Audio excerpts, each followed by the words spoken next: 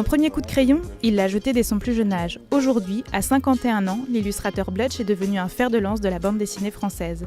Enfant du pays, il a été formé à l'École supérieure des arts décoratifs de Strasbourg et c'est pour présenter son œuvre protéiforme qu'il investit plusieurs lieux de la ville. J'ai commencé à dessiner il y a presque 50 ans. Donc c'est une des premières choses que j'ai faites, mais comme la plupart des enfants d'ailleurs, je me suis mis à dessiner comme ça, sans raison, et j'ai jamais arrêté. Je travaille dans la fièvre, dans l'inquiétude, la peur de rater. Voilà. Et quand c'est fini, je suis soulagé. Parmi ses propositions, il a choisi de mettre en avant la nouvelle génération de dessinateurs au Shadok. À travers son exposition Dialogue de dessin, il présente une sorte de correspondance picturale entre une jeune illustratrice et son œuvre. Ce sont des dessins on appelle ça un dialogue de dessin, c'est-à-dire qu'Anne Margot a commencé sans que nous soyons vraiment concertés. Nous avons travaillé au crayon de couleur. Elle a commencé par faire un dessin et moi je lui ai répondu. Et puis elle a répondu à ma réponse et comme ça on a fait une suite de 20 dessins qui sont présentés ici.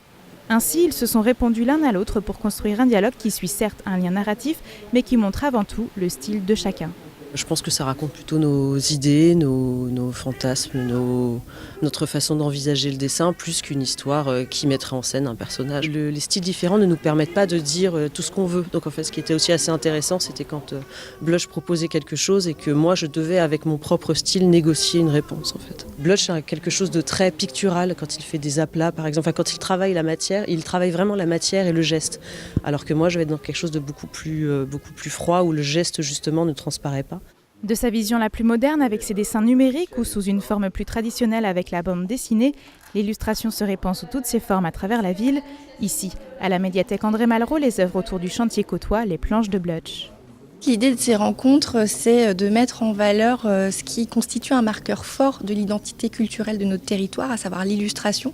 Cette année, le fil rouge, c'est une invitation qui a été faite à l'illustrateur Blutch, qui est originaire de Strasbourg et qui du coup a conçu une programmation autour de son œuvre et en interaction et en dialogue avec les collections et des musées et des médiathèques. On a fait ce choix parce que ça permettait justement d'incarner en fait cette proposition culturelle que sont les rencontres de l'illustration, et auquel en fait on souhaitait aussi donner un écho et un rayonnement plus national.